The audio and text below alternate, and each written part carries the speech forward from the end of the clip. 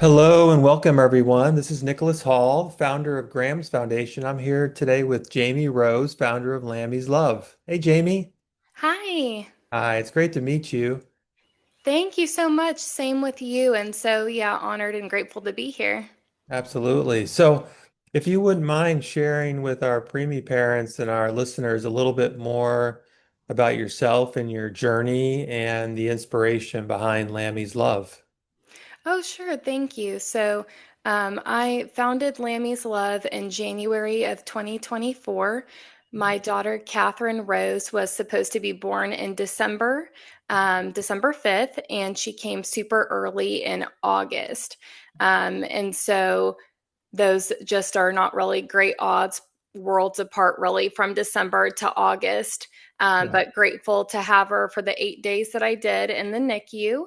And so during that time, from when she was born and then passed away up until the new year, when I founded the organization, just meeting, lots of friends and other parents of similar situations through the NICU world or parents of loss, and really asking them, what were things that were helpful in your journey, or what were things that you wish somebody had done for you, and just kind of, put all of that together and came up with a few different ideas for wanting to really leave this space better. And, often kind of a group of people or a scene that can be often overlooked. It's something people don't always want to think about, but it's still certainly a group of people that deserve and need that support and Yeah. care nonetheless. So, yeah.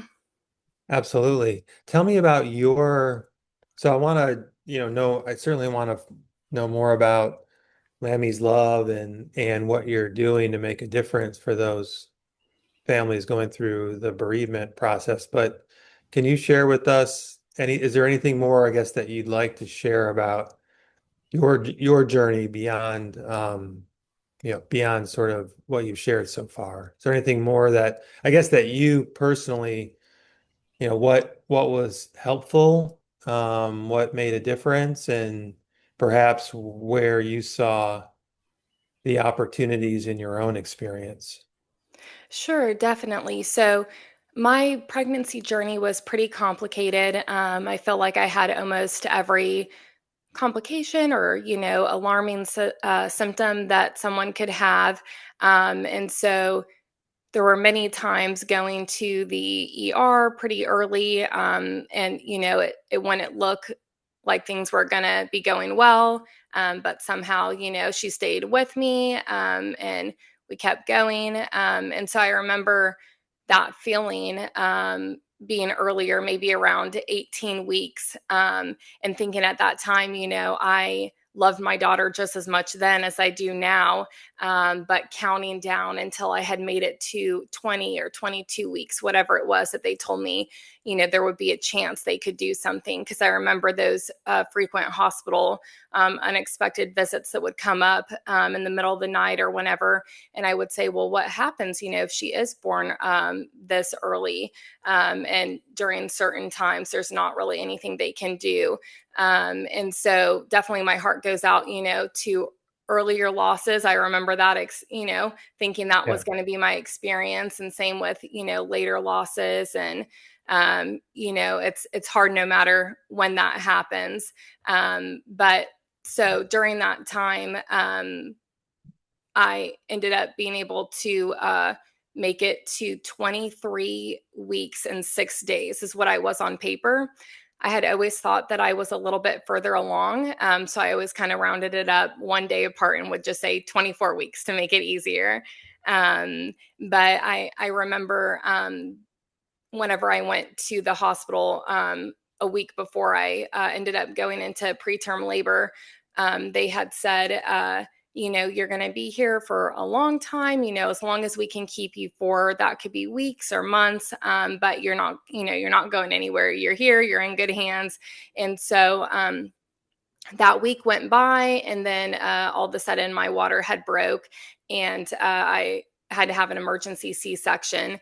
And so Mhm. I remember them, reading you the statistics and the odds for a baby born so early, Yeah, for what that looked like, the survival, rate statistics, and just the whole process of, them, I guess, even transporting your baby to the NICU, what that would look like when they're born so early. yeah, Definitely different, especially as a first time parent, than anything would usually see on TV and the movies from other friends and family members, their experiences. And so for me, that was really the first time I had even heard of the term a micro preemie. That wasn't something I knew of, had no idea what that was. And so my daughter was born 1 pound, 3 ounces, again, at pretty much 24 weeks, 23 weeks and 6 days. yeah. And so that classified her as a micro preemie. And she was born, yeah, just beautiful and perfect, just, super duper early. So yeah, so I got to have her in the NICU for 8 days. I'm curious, and I'm sorry for your loss. I know we both know what that's. It's a shared experience that we have. Um, do you feel like you were having enough conversations with the doctors to have an idea of what to expect? I mean, I appreciate what they were sharing in terms of we want you to be here for a long stay because being here for a long stay, whether your daughter's born whenever she's born, if they're born early, they are going to need, if they live and you bring them home, they will need a long stay. That's the thing. It's one of those. It's one of those things. As we both know, when you're born, when they're born super early, you are hoping for a long stay. Did you have, because you had the early indications, were you able to feel like you were somewhat prepared for what happened? No, really not at all.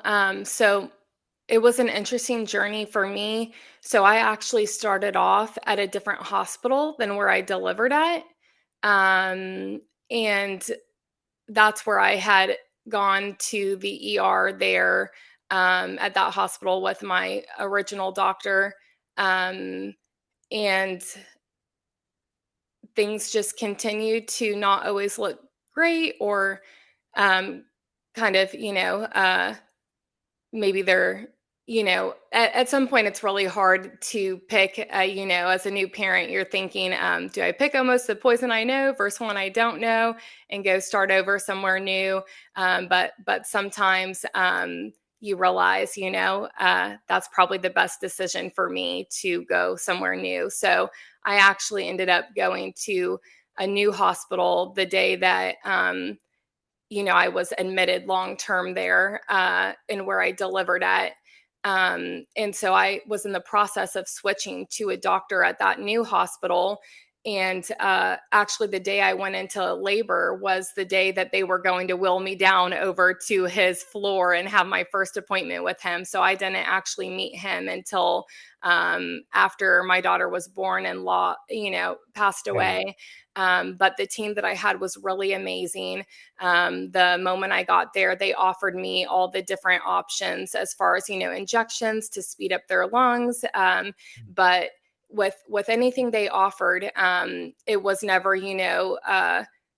really pressured. It was, they gave me their advice and left those decisions to me. And I appreciated that. And as a new parent, I wanted, their input and their guidance. And that's what I had been asking for so many times before, for weeks and months. Is there anything I can do? Well, in these potential hypothetical situations, what would I do at this week or that week? Yeah. So I finally kind of felt like some, people were listening, or, not just brushing these alarming symptoms off. And so I could tell a difference and felt like I really was in good hands. And I know at that point they had, did everything that they could for me. And so that morning, it probably was like 3 something when my water broke. Yeah. And that doctor that was there at that time, she, was very, calm and peaceful and very honest too. And said she was going to check with, the team and some other doctors and see how, my body was doing to see if it was possible for my daughter, to stay put or, even though my water had broke, or if I would need to have that emergency C-section. And so it was really her time to go off shift. And she stayed, along with the new nurse that came in, our doctor, and they said, you know what, this is such a, special time. You're going to have two, isn't that awesome? And so I know they were so kind and trying to make things as, uplifting as they could. And one of Yeah. the things that always stands out to me is having a daughter. I really couldn't imagine being a boy mom in that situation, because sometimes whether things are said or not, you can feel it, you can read the room and hear the unspoken things. And I know something that all the doctors and nurses would ask whenever they would walk by, is they would say, is this a baby boy or a baby girl? And I would say, it's a baby girl, my daughter that I'm having. And you could see the relief and they'd say, oh, good. Okay, well, why is that? Why? And so I remember somebody telling me that I guess the odds are maybe better for a baby girl than a baby boy. And so I just remember thinking, oh my word, well, what if I was having a son? Then it's just going to be crickets that you hear after instead of those, oh, good, everyone takes a breath of relief. So again, I couldn't even imagine that situation. But everyone would always say the next question, so what's your daughter's name? And I'd say Catherine. And they'd say, oh, that's a princess name. So she kind of had the nickname Princess Catherine. Mm. So everyone said, Princess Catherine, this and that. Okay, today's the day, August 14th. We're going to have Princess Catherine. And so I think usually in my life, I definitely have been the person that, was super planned, had my daughter's name picked out since I was in middle school, would have been one of those people, oddly enough, and ironically, that for sure would have had matching outfits. I joke all the time and think, being honest, I probably would have been the person that brought the organic baby shampoo and been like, can we use this instead of, the hospital stuff? And it's like, okay, well, this turns out to be the craziest story because none of that is happening. This is Yeah. the most crazy thing. And Yeah. just, yeah, definitely not a birth story or picture or movie of what The you. story, but not, what's told in the movies, right? Not what you Oh, see in the yes. movies. And so Did you for did, me, did you end up switching hospitals because the hospital where you delivered was just better prepared for a baby born early, or was it just more like you just weren't getting a little bit more, you weren't getting what you needed at the other, you know? that's a good way to word it. Yes, I guess I would say I wasn't really getting what I needed at my original hospital with my original doctor. And again, for me, never thought that I would, be needing a NICU or having a baby born early or have any complications throughout my pregnancy or anything like that. But kind of being that researcher and planner, I, had a whole list of all the level 4 NICUs in the whole area just in case, and wanted to make sure that that's where I had delivered or found a doctor at. So my original doctor office and a hospital was equipped. It just ended up, being a better decision for me to go Yeah. to where I delivered at. Yeah, I mean, medicine is no different than, it's different, but with restaurants or other types of places of service, there's there's having the ability to, and then there's having the experience. Um, if it's a level 3 neonatal intensive care unit, they can care for micro preemies. They can, in terms of they have the technical, you know, the right or the ability to do it. And some some are just better than others. Some are better equipped. Some are larger, so they have more experience. Some specialize have, developed a specialization in caring for very early preemies or other types, maybe heart issues, other types of conditions. And when we're adults, of course, when we have a particular diagnosis, oftentimes we have some time to do some research and try and figure out where's the best place to go for the care that we need.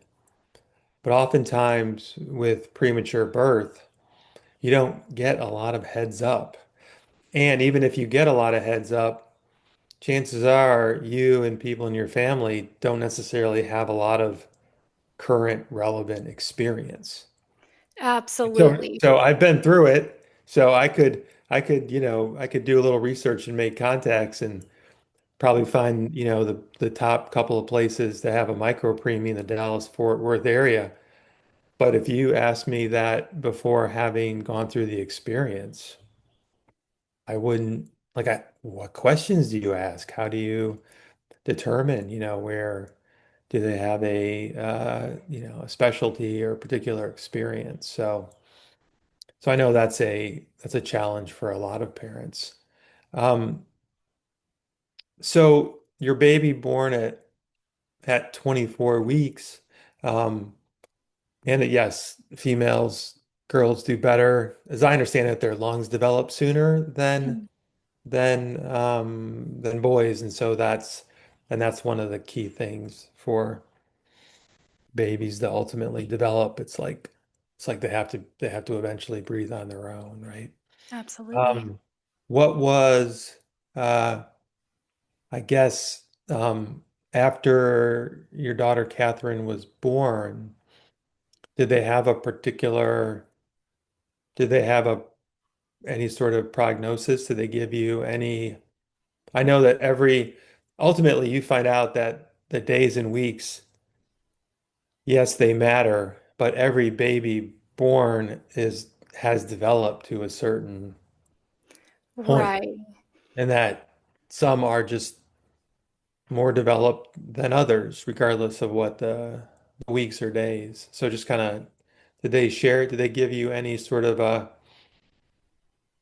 any sort of feedback, or what was their communication like after your baby was born? The hospital where I delivered at, they were really great and wonderful. They kept me updated the whole time with what to expect, really day to day and in the first week, and just were really compassionate. They just let me know about what testings to expect and how she was doing. And they were always careful with their words, and they would say that she was doing well without giving false hope and things like that. For me, it still surprises me sometimes thinking back, because I have had many surgeries, especially for being kind of younger in my age. And so for me, going and at first have thinking I'd have to have an emergency C-section probably wasn't even as like terrifying as it might have been for somebody that had never had surgery before. The situation, with your child and things like that absolutely is the most, horrific and stressful thing, and definitely different than any other surgeries. But I'm sure there's families out there that had never even been to a hospital maybe or had surgery or anything like that. And so in my past, I've been, pretty good about being able to advocate for myself or even other family members or friends and being involved and knowing that, at the end of the day, it is practicing medicine, everyone's doing their best, but, each person and patient is so unique, and, you know, no one can advocate for you like yourself, and you're the one that's there and knowing your symptoms and this and that. And in this situation, it was so different with my daughter. I don't know if I, just thought, well, I'm not the expert here. I'm a new mom and this is their field and specialty. Leave all of this to the experts. I'll do what I can, but, there's not a whole lot that parents, especially if preemies, are given to do to help. One of the things you can do is, if you're able to and your body allows, to pump, to be able to feed them that way since they can't have formula. And my care team was really great for my daughter, her care team, I should say. They were always saying, anything that you can do, if you want to, touch her or try, feeding her through like something that looks almost like a Q-tip that they put like in the Yeah. breast milk and feed them. And I remember just being so terrified. You would read this little sign outside the NICU that says something about, make sure you're so quiet in there. And even whenever the little door that you can open to put your hand in their incubator and, try to barely touch them with your finger, make sure you close it or open it so quietly, because the decibels of the volume for them is so loud. And I remember thinking, oh my goodness, maybe I shouldn't even open it, or, I don't want it to hurt her Oh, ears, and should I just let her, not be touched and just grow and not be bothered as much as she could. And so, even trying to speak to her or, read a book or say a prayer or anything like that. I mean, I'm sure I was whispering so quiet, I don't even, I'm not sure, but so I think there were, stressful things like that, that sometimes people, mean well, yeah. these signs or this or that, but definitely as a new parent, it can be overwhelming, or you don't know what to think or how to balance all of that. And so I remember thinking the whole time, maybe the best thing for me at that time to do was to be, anytime I sat anywhere or anything, to be as out of the way as I could. That way, if there was an emergency, the people that quote, quote, could actually help could come in and do what they need to do. And I remember my daughter's care team saying, like, no, that's okay. Like, you don't have to jump up out of that chair and, like, run to the corner of the wall anytime we walk in. Like, you're her mom, if you want to be here, you should be here, and, just take advantage of this time and, enjoy your time with her. And so looking back, I definitely wish I had embraced that more. But at the same time, it's so good and important to have grace for ourselves as parents, knowing that we're doing the best we can. And, this is just a really crazy situation to be in, for sure. So yeah, so it was a little different. And I think too, just really being in shock, I've heard that word before, but I think until you really, experience it in that way, trying to wrap my mind around that I had a baby, right? The first time I go to see her, later that evening when they wheeled me back, after my C-section and all of that, I remember thinking, okay, well, her baby shower was going to be, like in a week or two, or, so is she here? How is she here? Yeah. Her baby shower hasn't come yet, and this and that.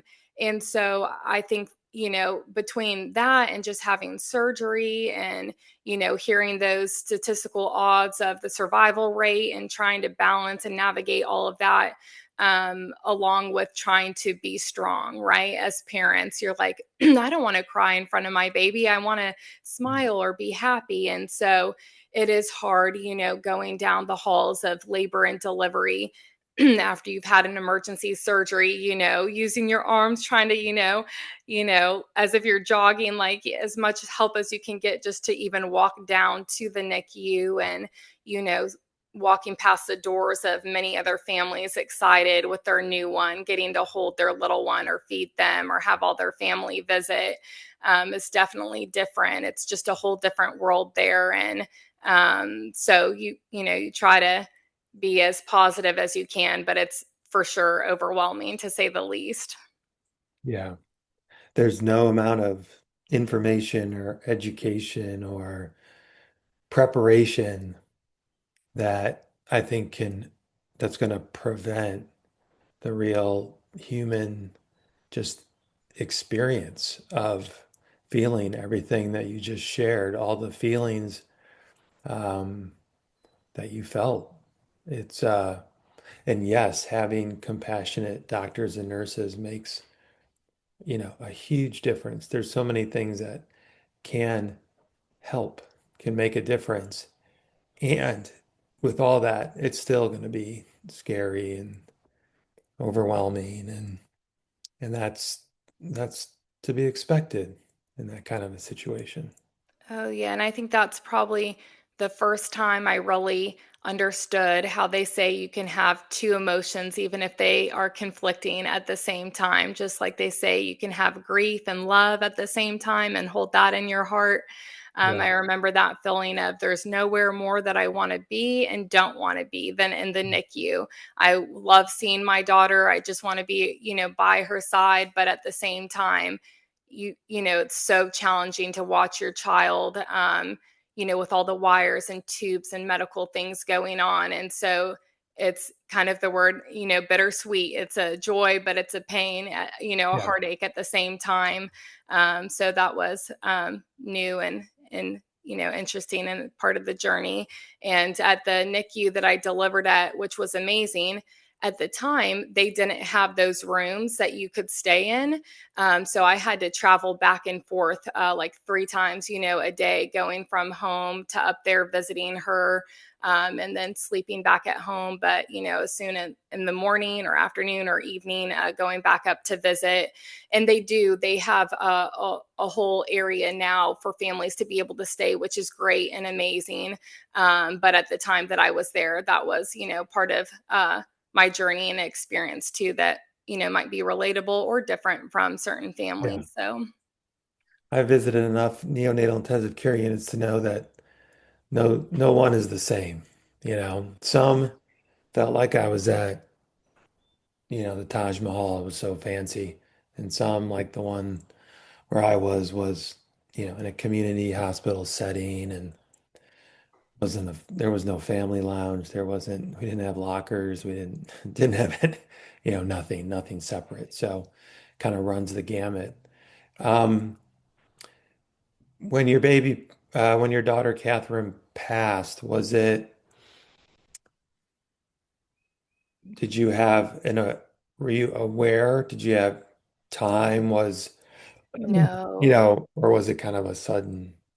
it was very sudden. So, um, I had been waiting for that week, that first week of her life and time in the NICU, that they had told me from the very beginning with things to expect, that after that first week, she would have a brain scan to see if she had any brain bleeding. And I think there was something else they were looking or testing for too. And I remember them saying, with babies born so extremely premature, like your daughter, that's something that you kind of could expect. And that's not necessarily, bad or, long term problematic. But just be aware that that's something you should probably expect. And so I remember waiting and waiting for that, first week for them to do the testing. And they did it the morning of the eighth day. And so I remember getting that phone call when I was at home in the morning, them letting me know that they did the testing and that she didn't have any brain bleeds. And that, even throughout that whole week she was there in 8 days, they always wanted to say she's doing well, but Right. we're not supposed to say that, and we have to be careful with what we say, and you always have to keep your expectations right. But long story short, she, did so well most of her whole time there in the NICU. But that roller coaster ride and just, the reality of the NICU, things can take a turn at any moment unexpectedly or however.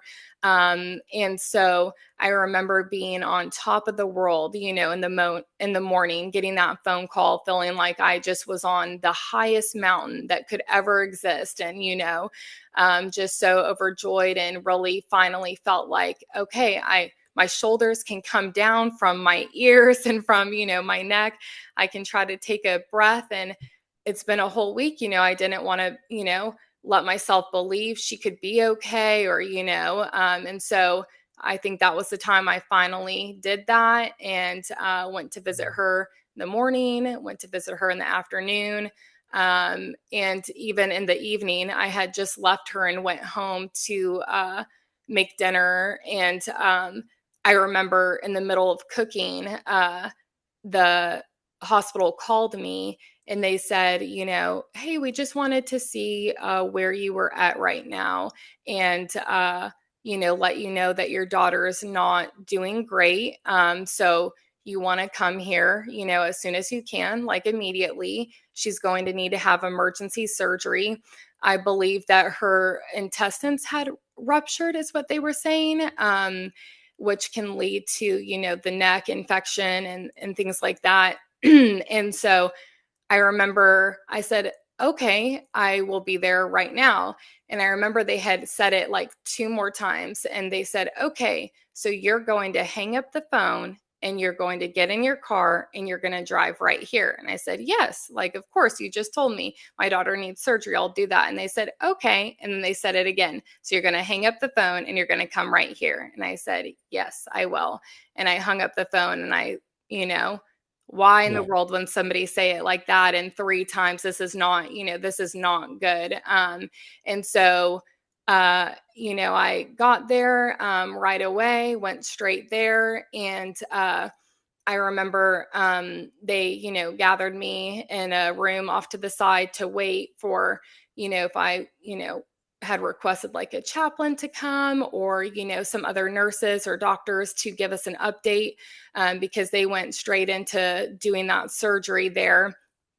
And so again, the roller coaster ride and the ups and downs of the emotion, and just minute to minute what the game plan even is. I remember that the doctor came in, hours later and had said, okay, so, we did the surgery, she's doing okay in this moment, this is what it's going to look like, though, the next few weeks and what you can expect. And, in the middle of hearing this, this new game plan and how she made it through the surgery, at least, nurses came in and, where's mom? Where's the parents? We need her right away.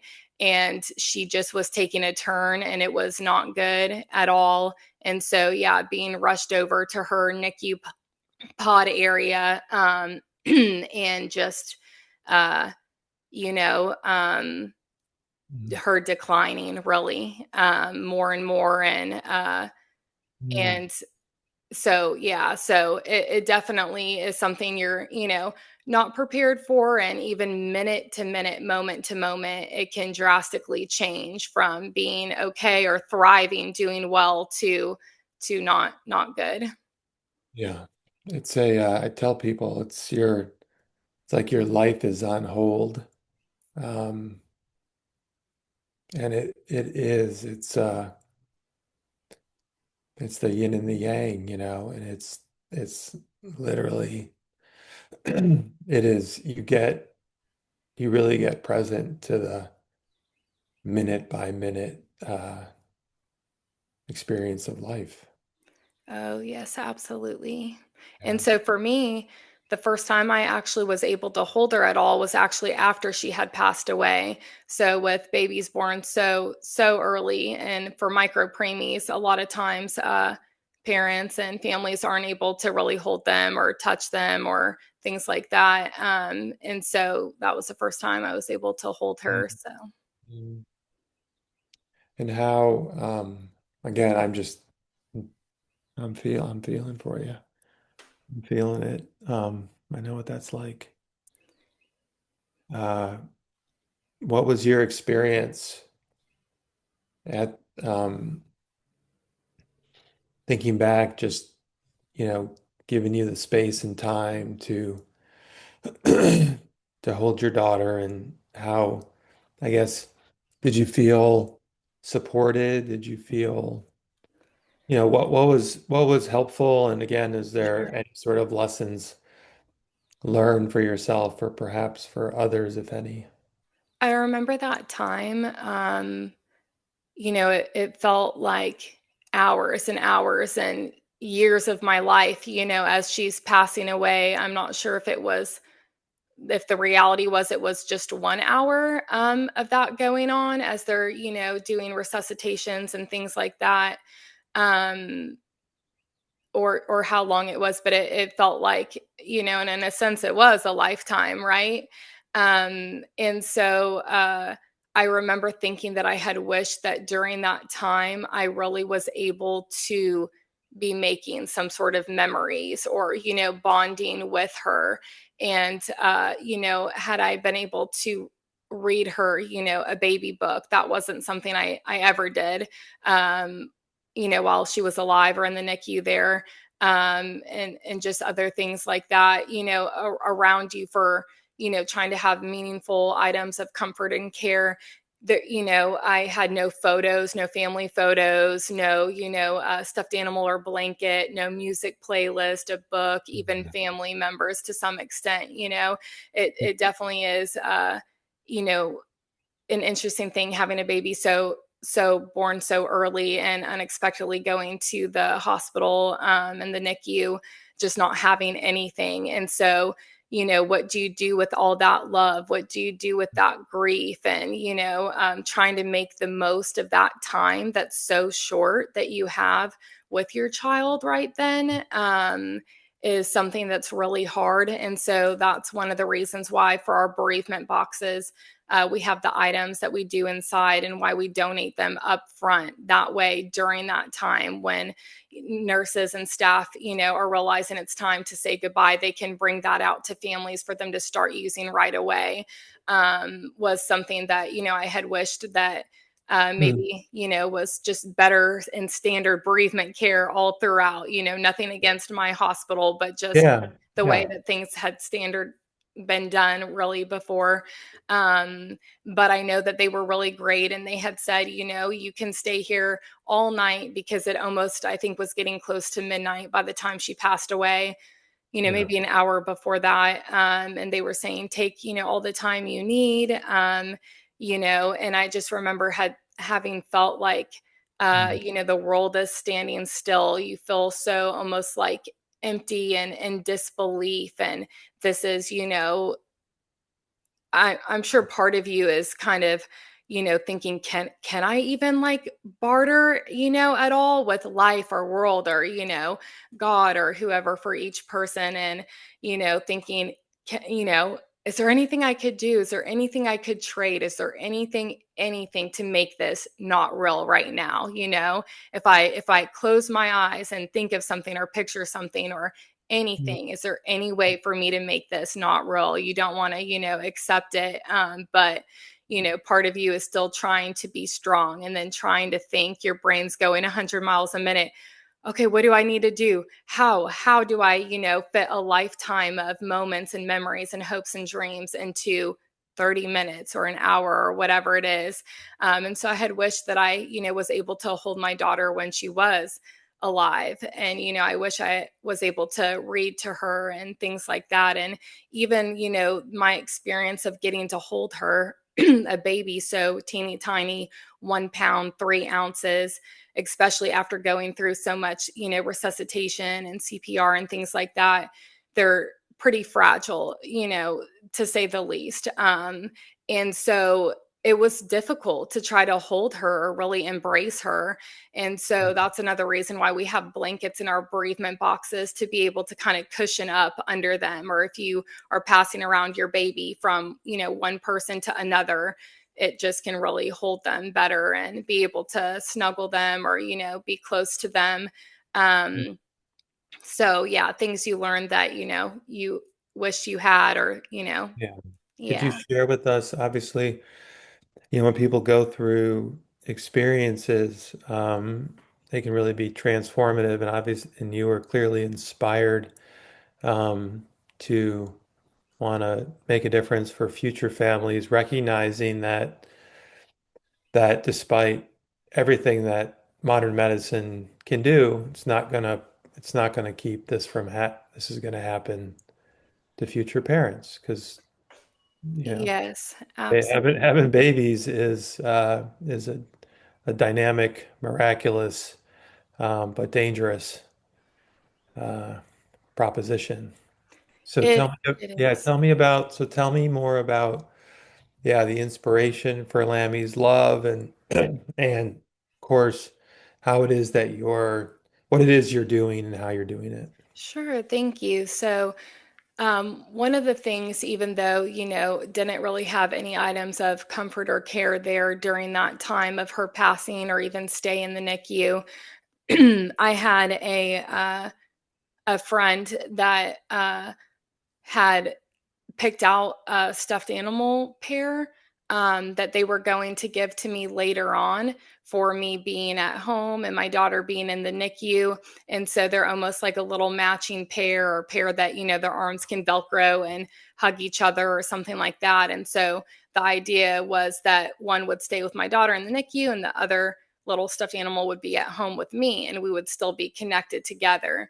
And so, whenever they received that news that night that my daughter had just passed away, and I was still at the NICU before going back home, they rushed up there and brought that stuffed animal pair to me. And I remember thinking, what a gift and blessing that was to be able to, something so in out of order, an out of order death, something you never planned for in your life, the unimaginable that could happen, losing a child, that, through that, it's not just their passing. A lot of people think it's that, and it's a very traumatic time.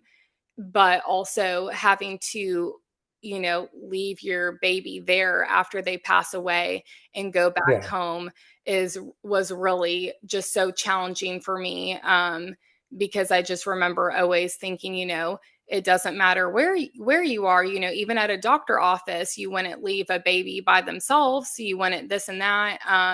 And so it was foreign. It didn't feel normal, and it's not something you want to do. You want them with you all the time, and so that was really challenging. But I, had the comfort to have that stuffed animal pair and at least tell myself on that whole ride home and that whole night and the next morning, okay, as I'm hugging this stuffed animal, my daughter has the matching one, and we're connected, and just some amount of, it's hard to use a word like peace or comfort in a moment like that, but something, some sort of aid at all whatsoever.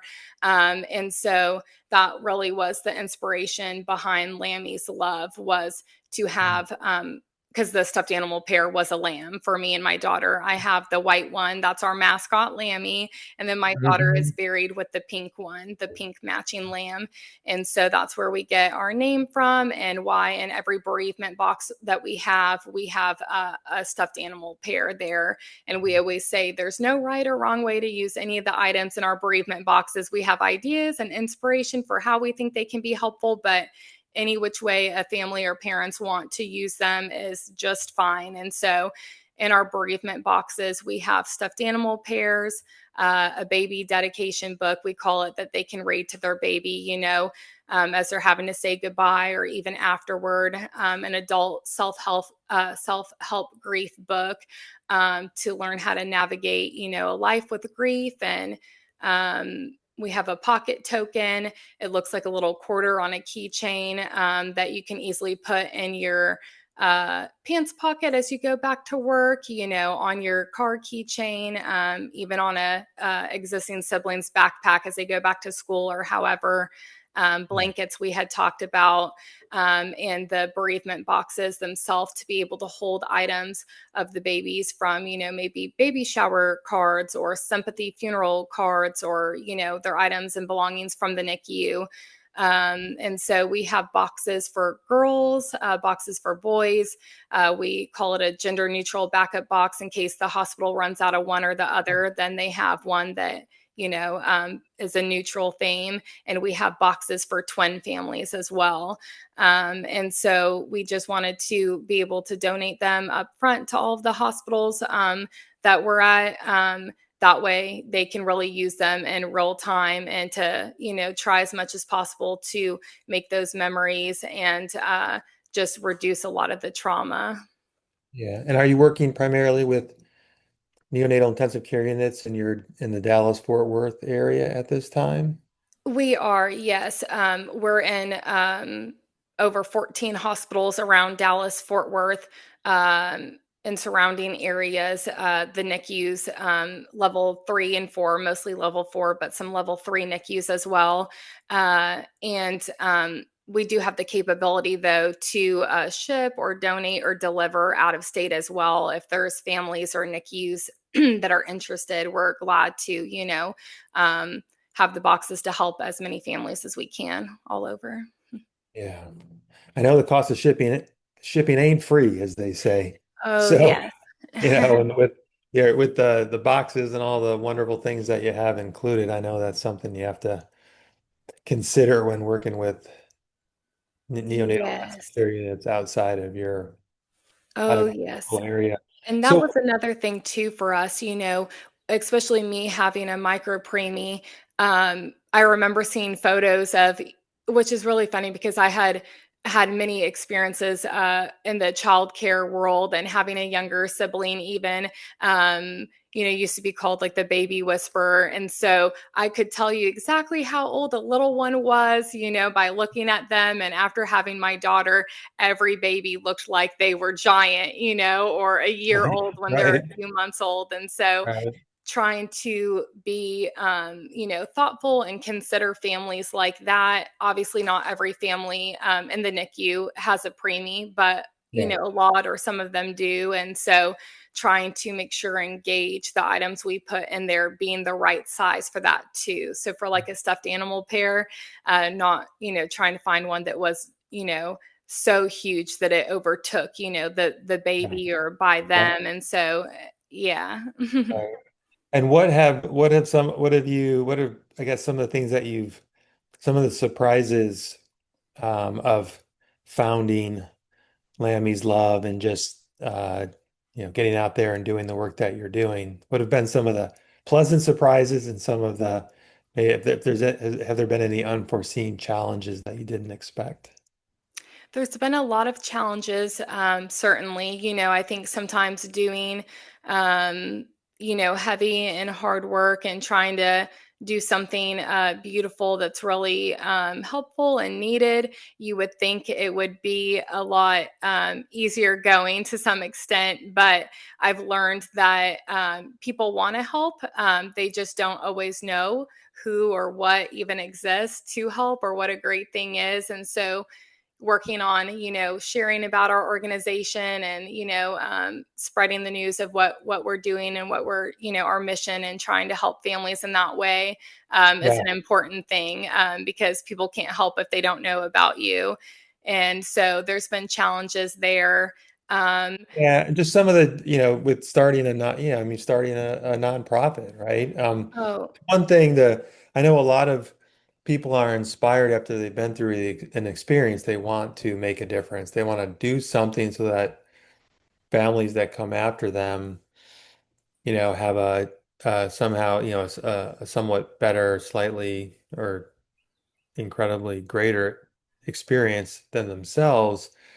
So there's the inspiration and wanting to make a difference, and then there is the setting up a nonprofit and raising the money, like oh yes. regardless of what it is that you're doing, because we find, we're like, it's so personal to us, right? And being Yes. able to sort of balance the personal with there is an endless supply of trauma and tragedy and challenges that we go through as humans. And so, Yes, so being able definitely. to being able to connect with others that can appreciate what it is you're trying to do and appreciate it and then want to either, volunteer or make donations, etc. It's not easy. Oh, yes. So, yeah, absolutely. Just from, as being the founder at the beginning, wearing every hat imaginable under the sun, from being the receptionist person to the IT person to ordering, the shipments and doing the deliveries is a whole lot. And, they say burnout is real, one person just taking on so much. Yeah. And then in additional to that, having your own grief and grief Um, life and journey, and then all the stories of the families that you honor or what you're doing it very intentionally and with as much respect and care as you can. is a whole nother job. It's never something that, anyone on the board or myself, that we just do or go through the motions. It is so personal and so important that that's another whole layer that can, be Yeah. taxing at times. So yeah, but one of the things that I've learned throughout this journey is how important advocacy is. If you're able to do that, not everyone is able to talk about their experiences, and some people don't want to, and that's okay. Absolutely. Each person and parent should do as they feel right in their heart and with, their families. But I've learned that, there were a group of people like nurses, churches, family, friends, neighbors that wanted to help, but they had no idea what items were helpful, or what things they think might be helpful, but were actually kind of triggering, or wouldn't be appropriate to gift and things like that. And so I thought, well, here's a group of people wanting to help, and then a group of people, parents, that a lot of times aren't able to talk and advocate what is helpful. And so there's a group of people needing and deserving that care and support, but not really getting it. And so I thought, if I'm able to, I'm going to do that. And definitely with House Bill 37 that went to pass in Texas for better bereavement care last September, I was able to go to the Capitol in Austin and address the Senate with a group of other people to help try to advocate for that bill. And I just love sharing that story to help other people and families be encouraged that you don't have to have a background in that. That does not have to be, something that you've done professionally. You just have to have the passion and the knowledge and the personal experience, and, to be brave and use your voice, and that it does make a difference. We might not always see those things come to light the very next day or the next year, but Yeah. slowly here and there, planting seeds and talking about things and doing what we can really truly does make a difference. Yeah, absolutely. And our vision at Graham's is no parent goes through this journey alone. And where they find, how and where and what that those parents find to support them.